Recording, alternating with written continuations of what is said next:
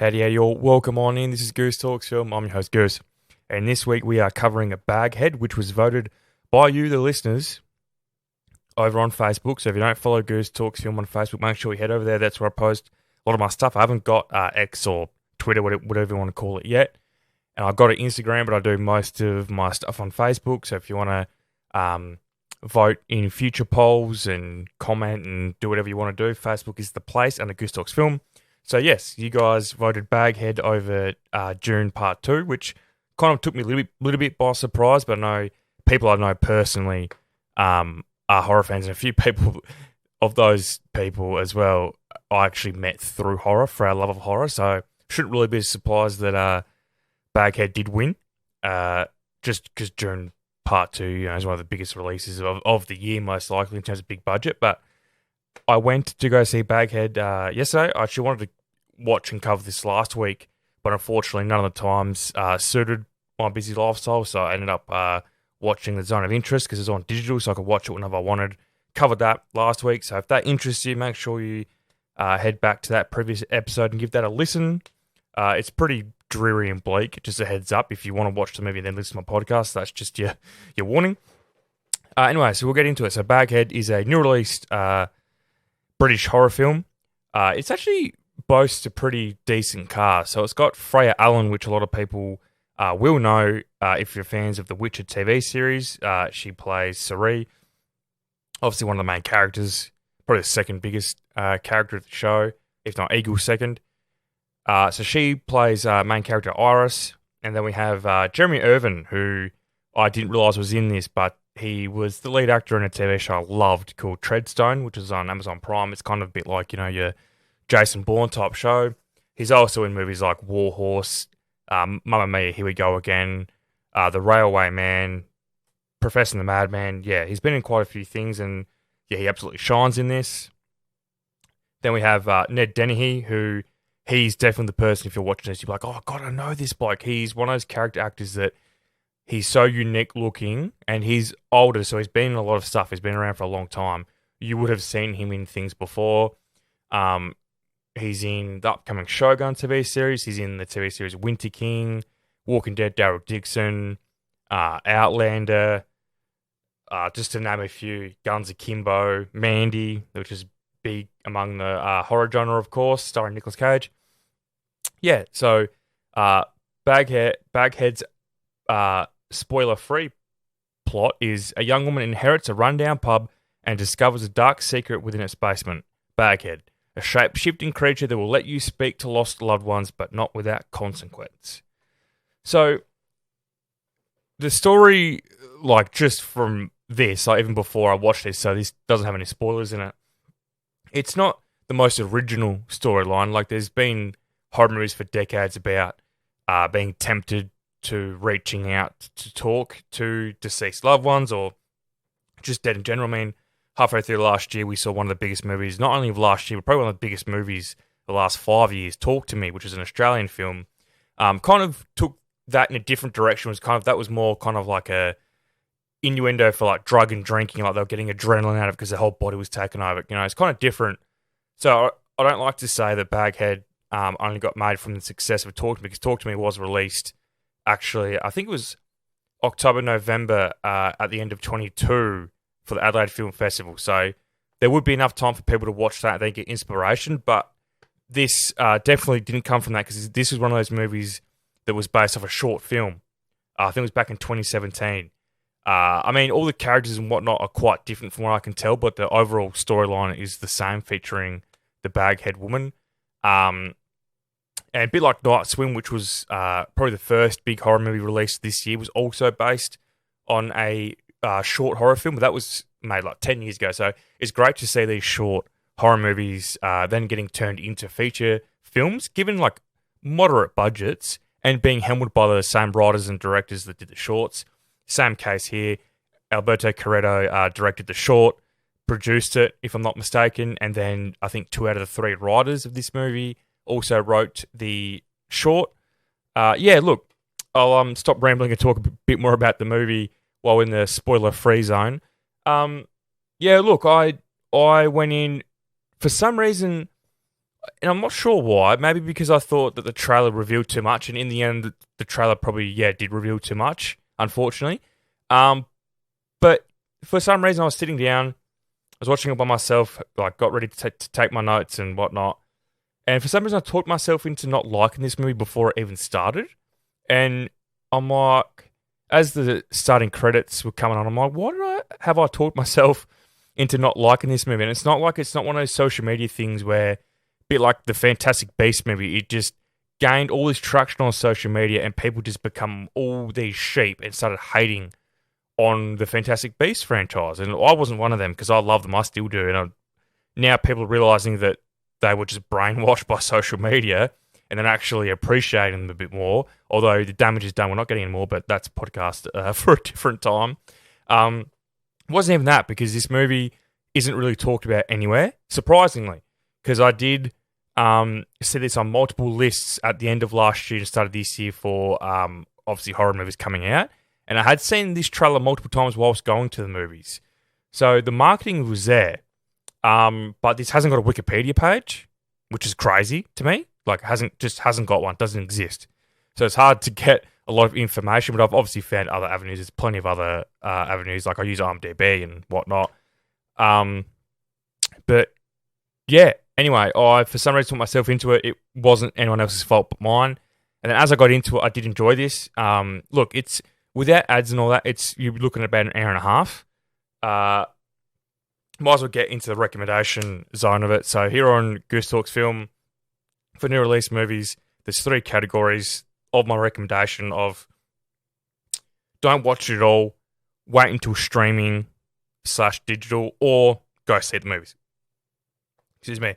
So I solicit movies. I paid my $10 membership fee. I was happy to pay the $10. Now it's different for people if they were to pay, the $16.50, $18, depending on where you are in the city or if you're in rural. You're looking at, between $16 to $18 for a ticket.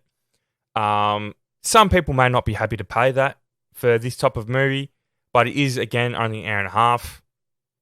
If you're a diehard horror fan and you just love watching horror movies, especially in the movies, then you're not going to want to walk out of this. This isn't that bad. So if you love watching horror movies at the cinema for the experience, watch this at the movies. The sound and all that is worthwhile, like the surround sound. You're not going to have the exact same experience at home. If you're not a diehard horror fan, but you find yourself watching horrors here and there, streaming is probably up your alley. And if you don't like horror movies at all, this isn't one that's going to convert you, unfortunately. So if you're not a horror fan and you only watch really great ones from word of mouth or that are recommended to you, don't watch this because you're probably going to be disappointed. That's pretty much all I can really say in the spoiler-free territory. Look, like I said, hour and a half, can't go wrong. I love when movies know their length, they know their limit, and this movie, with its pacing and its storytelling, I think it did all it needed to do within an hour and a half. I don't think it would have benefited from any longer time in length. And I don't think it needed to be any shorter. Some people some movies should go back to the olden days of an hour and 50, an hour and 20. No, hour and a half. This sits over just over, I think it's about an hour and 34 minutes. That's fine. That's perfect. If you're getting squeamish in that time, then you just don't watch movies. You're obviously a TV show person, watching at home on Netflix on the couch. But so we'll end that there. We'll go into the spoiler territory. So here's your warning, because we'll dive deep into the movie and reveal everything and whatnot. So, all right. So Baghead, as I said earlier, I enjoyed this for what it was. And I talked about earlier, movies aren't 100% original idea, but if you take a already designed plot or IP and you do something original with that idea, and this movie does that. And I'm not saying it's the first one, it's completely original, but like I said, it is different than Talk to Me, which had the same premise. The only thing they really shared was reaching out to deceased people. That's kind of where those movies end in comparison. And I'm not comparing them in terms of film, but because Talk to Me was my favourite horror movie of last year, along with Thanksgiving by far. And last year was a great movie, great year for horror movies, and we're all hoping this year is the same. We had a crap start with Night Swim, unfortunately. I really disliked that movie. And that was almost going to be my first episode for the podcast, but I had to push back because my equipment wasn't here in time. So kind of lucky because I would have started off the podcast with a not very good review at all.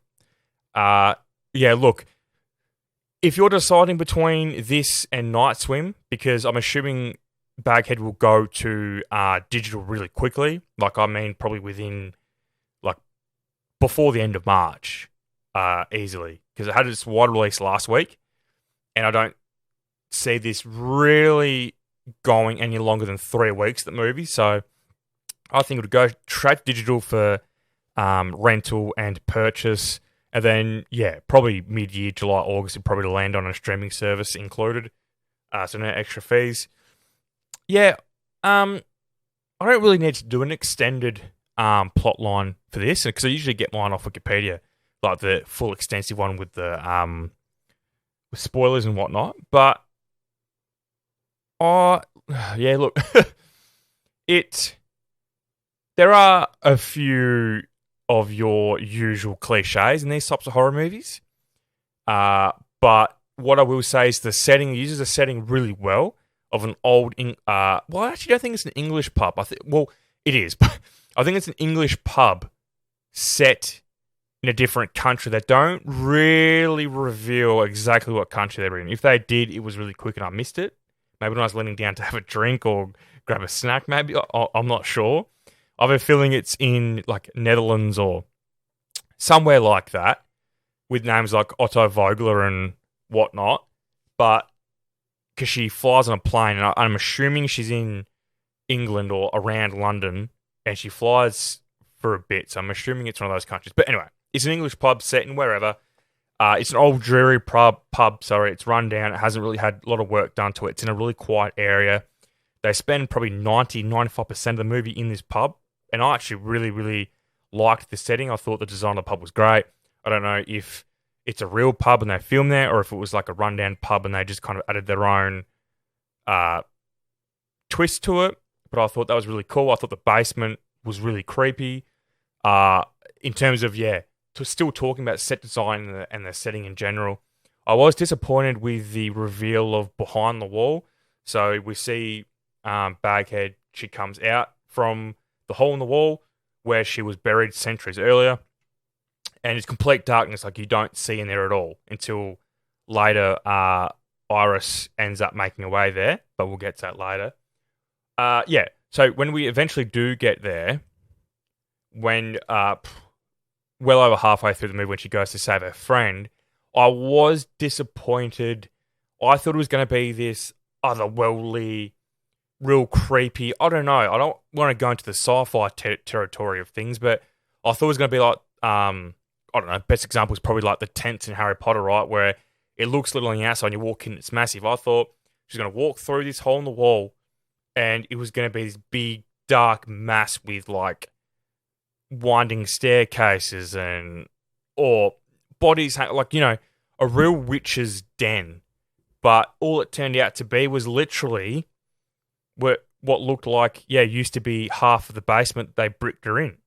And I know that sounds silly, but I don't know. That's maybe just what I wanted. I thought it would have been really cool. Obviously, budgetary, they probably couldn't do that, but I thought maybe they could have done better with the reveal of the witch's den.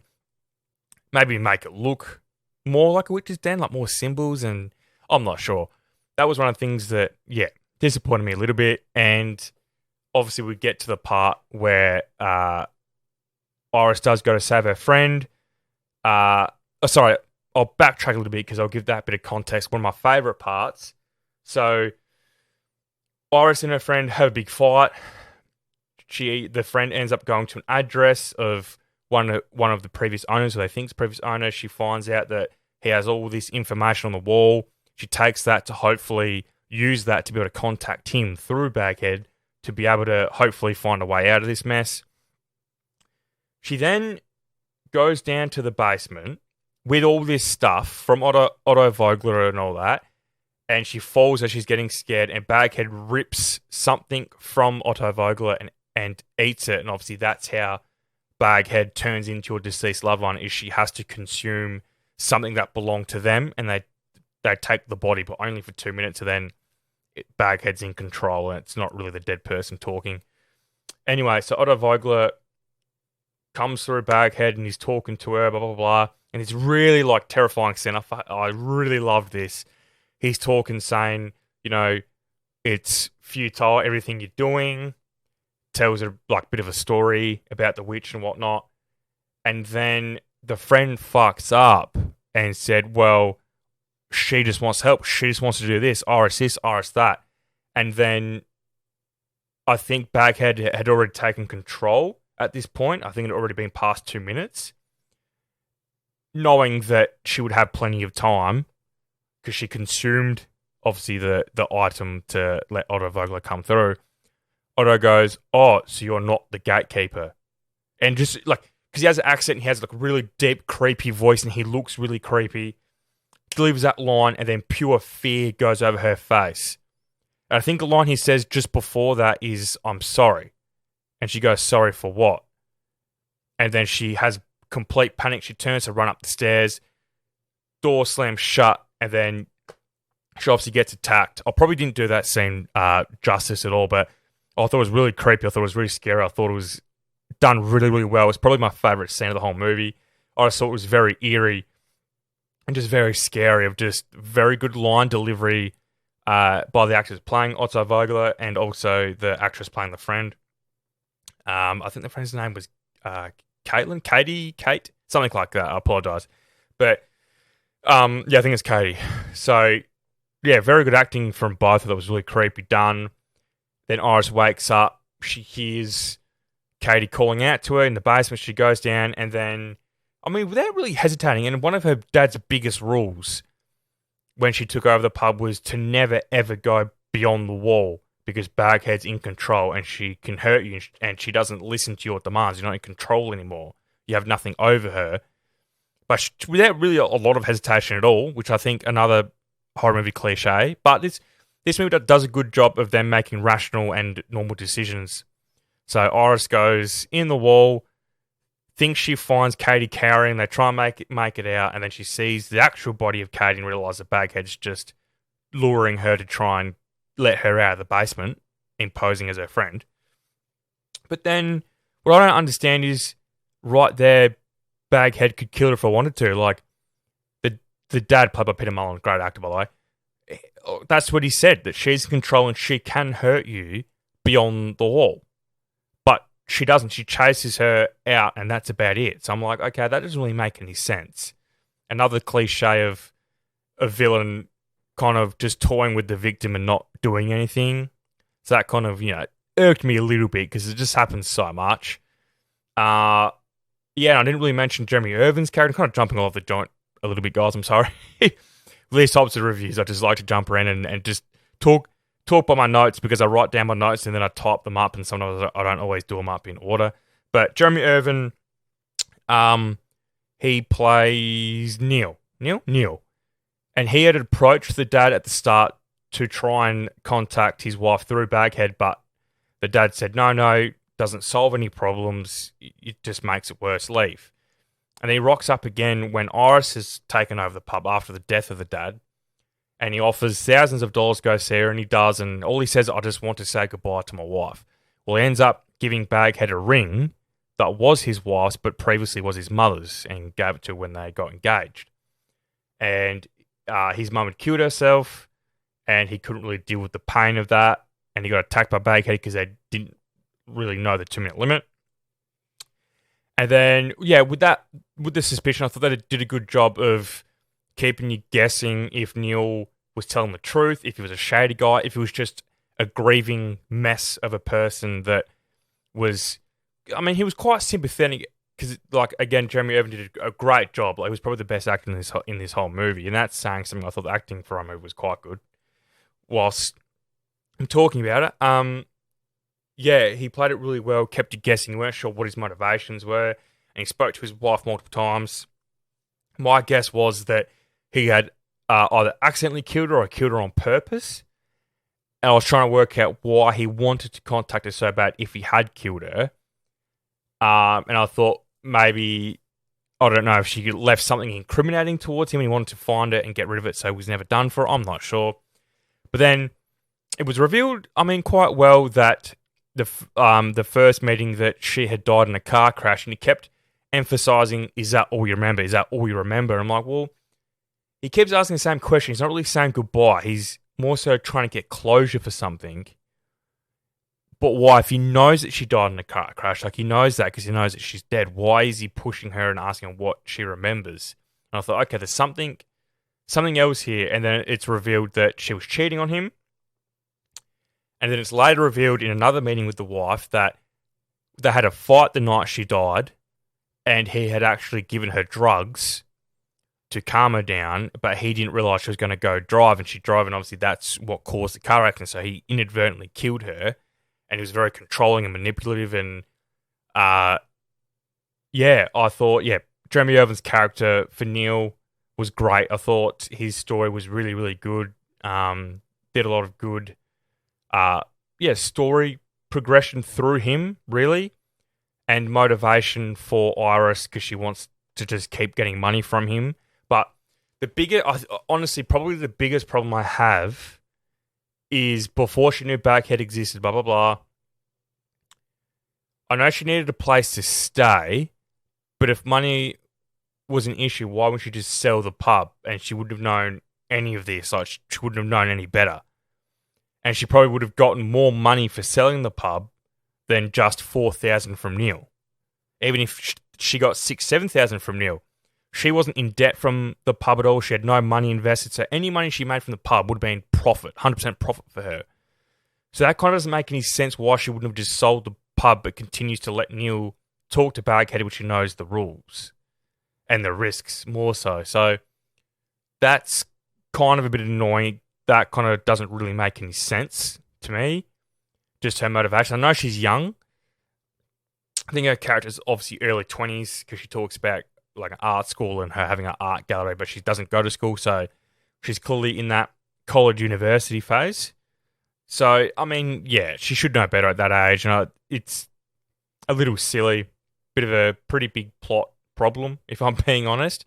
But that doesn't really ruin like my full enjoyment of the movie. I still, enjoyed it for an hour and a half. And look, I've probably been overly too positive, but I've spoken about some negatives. I wasn't jump scared at all. They tried jump scares a lot, but they were just telegraphed through the arse. And your typical, your cliche jump scares that most people are used to. It emphasizes loudness to try and scare you.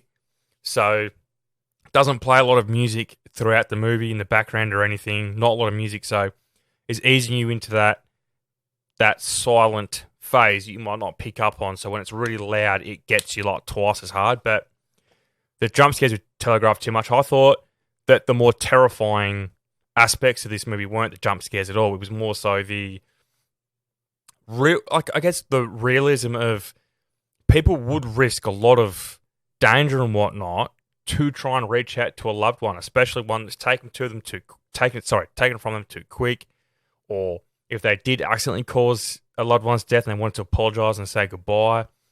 I thought that was a scary aspect, what people are willing to do and to risk to be able to have that opportunity. And as we see that Neil obviously does that, and I'll talk about that in a second.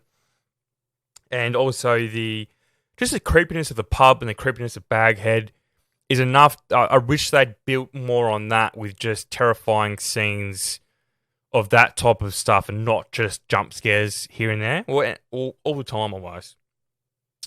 And as I was talking about, we see with Neil, he was willing to kill Iris to be able to talk to his wife again, and he was making a deal with Baghead that they didn't have to abide by the rules, and he was going to trust Baghead, and that's just a terrible idea from the start. But that shows his mental state on where he was and how much he missed his wife, and he's obviously grieving.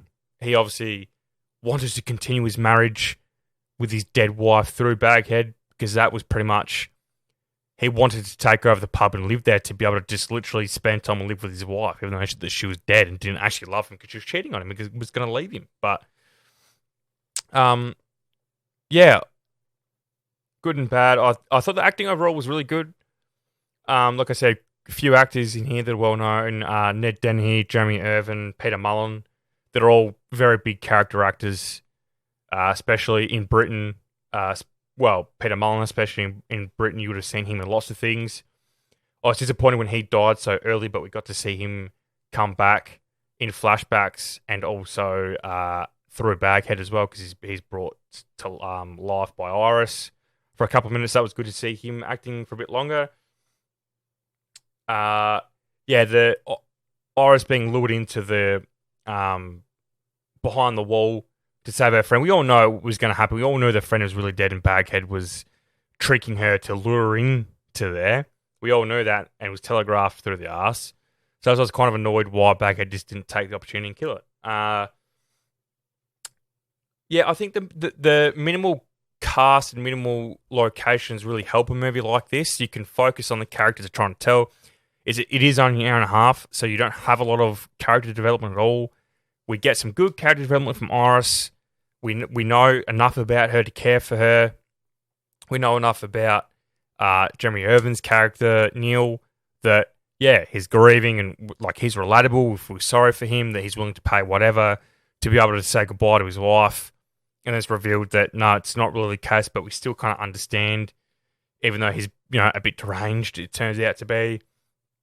The friend, Katie, we don't know a lot about, other than that she's kind of in the same situation as Iris, but has a bit more behind her in terms of money and a place to sleep, because obviously Iris has been relying on her for a place to sleep and for money and reliance in general. And then learn a little bit from Peter Mullen, like the dad. We know that, he left Iris young because he was focusing on the pub and obviously with Baghead, and he couldn't leave, and he was actually the cause of his wife, aka Iris's mother, getting sick and dying because he left the pub, and all that shit follows you when you try and leave Baghead behind. So I thought that was a nice touch. We might as well go to the ending. Shock ending. Massively bleak ending. So Neil tries to take control of the pub. Doesn't work. Baghead tells him that he has to kill Iris and that she will sign over the deed to him. So he ends up chasing her. We get to the roof. It's a very cliche scene of him choking her, and Iris just happens to be in arm's reach of one of the only loose roof tiles and hits him over the head. And I thought, oh, fuck, here we go. Anyway, and then she runs off, climbs down the ladder, and then he grabs her and lets her go, and she dies.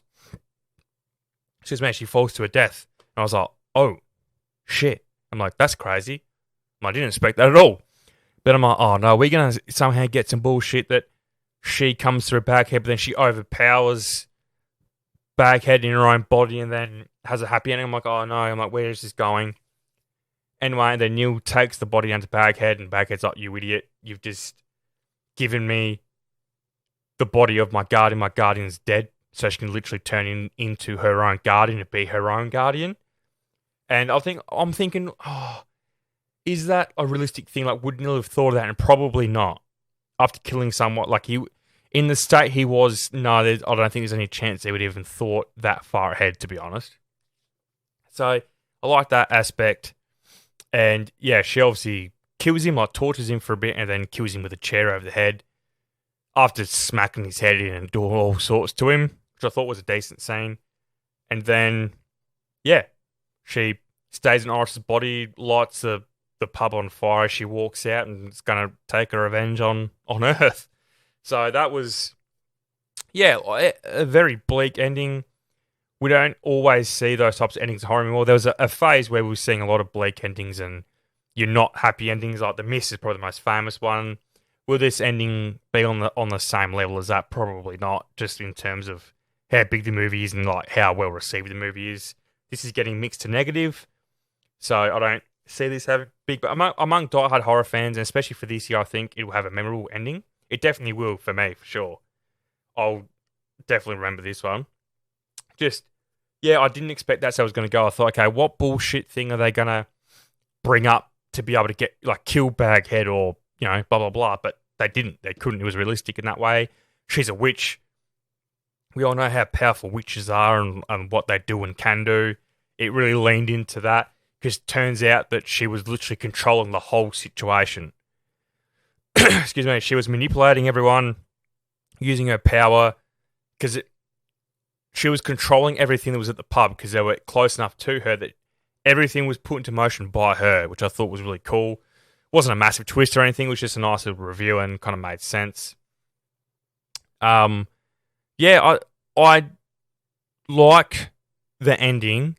Could have had a better ending, yeah, probably, but I think this was one of the better choices. I'm glad we didn't get a happy ending because when Katie started to find out information, I thought, okay, like another thing where the friend goes off and finds some bullshit way that they can beat Baghead, whereas no one has been able to do that for centuries. But they don't. It literally leads to nothing. She gets back there, can't reach Iris because Iris is passed out on the floor, goes down to the basement, and then, yeah, she talks to Otto Vogler and he says, like, literally nothing can stop her. Like, it's the lawyer's a waste of time. Like, he means nothing. Like, nothing's going to change. And she gets killed and Iris doesn't even get to see any of that information. Like, doesn't even get to talk to Katie about Katie finding the house and getting in there and finding all this information from Otto Vogler. Literally led to nothing, which I thought, okay, that was good. That made sense of something in a movie leading to nothing because it's realistic in the sense of not everything can be solved or has to be solved by people with hero complex. And I thought, yeah, I thought that was good.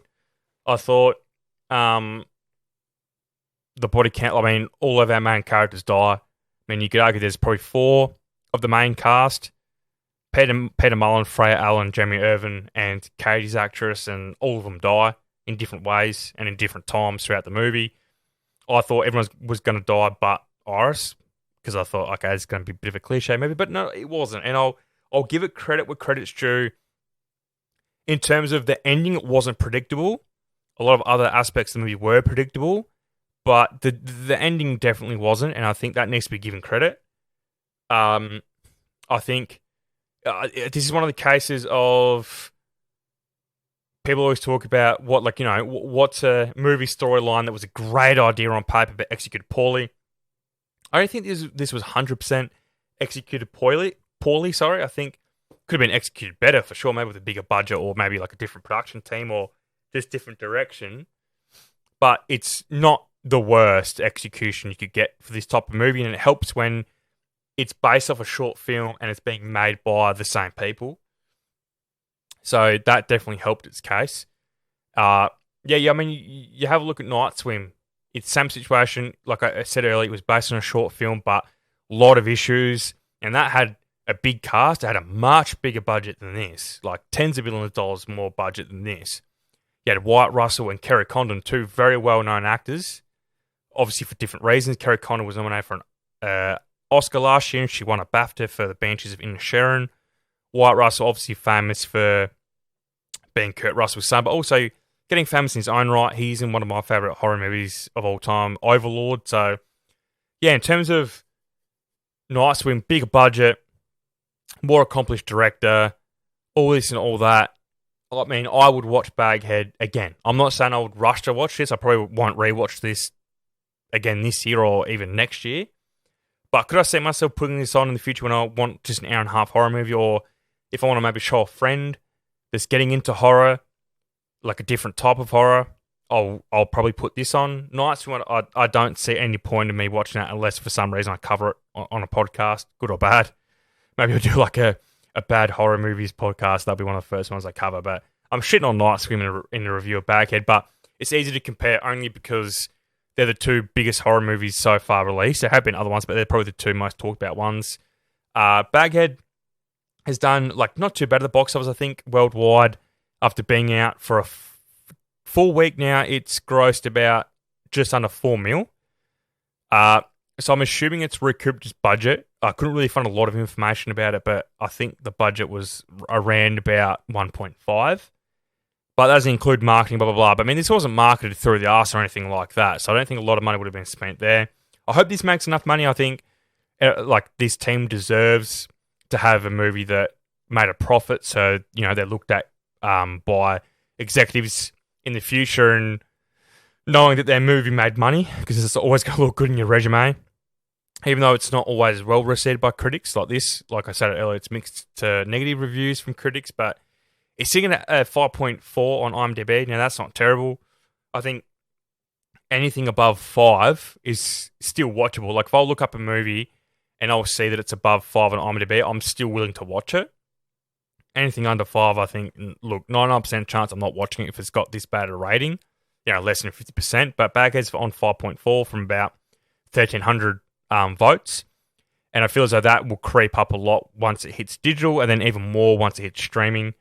Look, I can compare this to a lot of other horror movies last year that it was better than. It was better than Boogeyman that came out probably June, July last year. In terms of, movies focusing around a creature and certain characters dealing with grief, because they do share a few of those key plot lines. I would pick honestly Baghead over that every time of the week. Next week we have another big horror movie coming out. We have Imaginary coming out. That's bigger than Baghead, probably equal to Night Swim in terms of anticipation and marketing and blah blah blah blah. So it'd be interesting to see. I might cover Imaginary next week. It all honestly depends on the scheduling, because I'm doing my Oscars prediction next week. So I'm hoping that I can watch Imaginary at some point. That'll be a bonus episode on Sunday, because I want to get the Oscar prediction out at least Thursday, Friday, so it gives people a few days to listen before the Oscars actually happen on Monday, Australian time. So, yeah, I mean, enough comparing back to other movies, I think. Kind of covered a lot. There's not a lot to really cover in this movie. I've pretty much hit the nail on the head on most. I thought all the scenes with Otto Vogler were scary. There's a scene where Katie's on her laptop and she feels a presence, so she slowly pulls down her laptop lid, and Otto Vogler's sitting at the bar having a drink, but he's in like a ghostly form. Or pretty more compared to like a zombie form almost, really, or a poltergeist form, whatever you want to call it. And again, as soon as you see him, it's like a loud, like ringing noise, so it's trying to get you off guard with the noise. Again, didn't get me. I thought it was a really creepy scene. I thought it was well done. Yeah. I mean, look, if you're listening to this and you don't care about spoilers and you haven't watched this movie, it's an hour and a half. Wait until it hits digital. Rent it for $4 or $5. I think it's worth that, honestly. I was happy to pay $10 to see this. I'm honestly glad that I didn't pay $10 to see Night Swim. And again, I'm shitting on Night Swim in a Baghead movie review, but it's hard not to compare. Excuse me. I haven't unfortunately got trivia for this. IMDb hasn't got any trivia, and I can't find trivia about this anyway. This movie's really hard to find info on, which I find it odd because my local cinema, it's a small cinema. It's a 3-cinema cinema. I don't know, a 3-room cinema maybe is the best way to put it. But so we don't always get a lot of the lower level movies. We, only get 1 or 2 new movies a week, and we probably get about 5 to 6 movies on at the same time.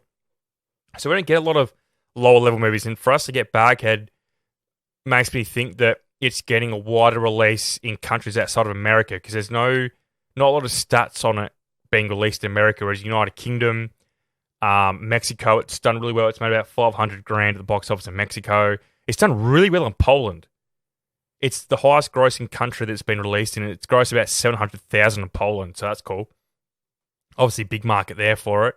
And I assume it would be just as good here. I know a few people that have already seen this movie, so yeah.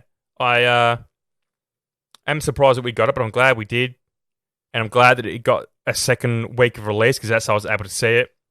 Because the movie usually ended on a Wednesday, and this has only been out a week, and I thought, okay, if it's bombing at the box office, it might be taken off completely, but it was still getting multiple sessions a day, which is a good sign.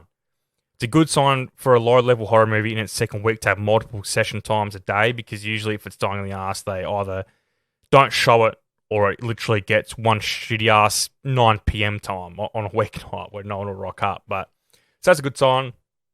As always, I'll rate the movie out of the 4 categories. So each category is rated out of 5, and that goes towards its rating out of 20. And that will go towards the end of year top 10 movies of the year that are covered on the podcast, and the top worst movies of the year. Sorry, 10 worst movies of the year. Top 10 worst doesn't make any sense. So yeah, the only movies I've covered. So there's going to be movies that are left off the worst and best list that I didn't cover, but that's just how it is. So directing, look, I feel myself I might be a bit too nice here, but I just have to call it when I see it. I enjoyed it, so I can't really shit on this movie too much. But directing, yeah, look, it's nothing special. It was nothing groundbreaking, but I thought the directing was good. The movie was watchable. It was, this probably goes to lighting and cinematography as well, but it was dark and raining all the time to set the scene, but you could see what was going on. And in the pub, there wasn't a lot of lighting, but you could still see the characters, you could see what was happening. I thought that was really, really good. It was still eerie, but we could still see what the fuck was going on. So for that, I have to give the rating a 3 out of 5. I thought, it did the job. I overdid the jump scares, unfortunately, but the writing, I'll sit on a 3 out of 5 as well. I thought the writing was good. I mean, it wasn't cringy writing. I thought the actors maybe did the screenplay justice, or maybe it was just a decent script with really good acting. So, yeah, the pacing was okay. Some of the reveals and twists and turns were good. The dialogue was good. It wasn't like I wasn't cringing into the dialogue. So, I think 3 out of 5 is good. The acting, I don't want to go too over the top with the acting, because it's not like there's Oscar-winning performances in this by any means, but they all did their job really well. They all did compelling jobs to help really tell a decent story. So the acting, I go 3.25 out of 5. And cinematography, like I stated earlier, easy to watch. There was a lot of good establishing shots. I like every time one of all the characters arrived at the pub, we got the same outside establishing shot of the pub, and it was like a really good establishing shot. Tells you where they are. It's raining, it's dark all the time, like nighttime, looks good. And then a lot of the long shots were good. The shots in the basement were really good. The cinematography, I'll sit at a 3 as well. I think that's a good. I think it's just better than 50%, which is 2.5. So I think 3 out of 5. So that brings the overall score to 12.25 out of 20. So this is the 5th movie I've reviewed of the year. So we got Argyle, Iron Claw, The Boys in the Boat, The Zone of Interest, and now Baghead. I won't reveal the scores. You only know them if you go back and listen to the episodes. So I think that'll make it a bit more interesting when I do the end of year review. So not everyone can keep track and know who's on what score. So they're kind of surprised on who's in the top 10 and who's in the worst 10.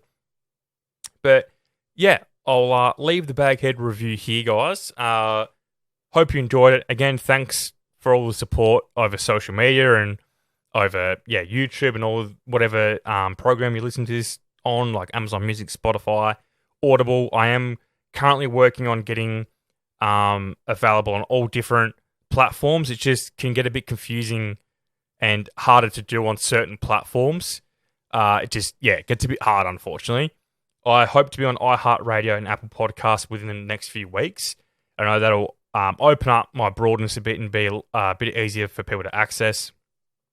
But yeah, make sure you jump on, you follow me on all socials, you follow me on Spotify and Amazon, because all the follows that I get or subscribers on YouTube really helps my channel out, because when people look at a channel and see that there's not many viewers or followers, they're less likely to click on it. Same as YouTube with views and subscribers. So if you do like it, I would really appreciate that. Even leave a review on Audible, Amazon, Spotify, YouTube, Facebook. Make sure you follow them, and so you don't miss out on voting on a further poll.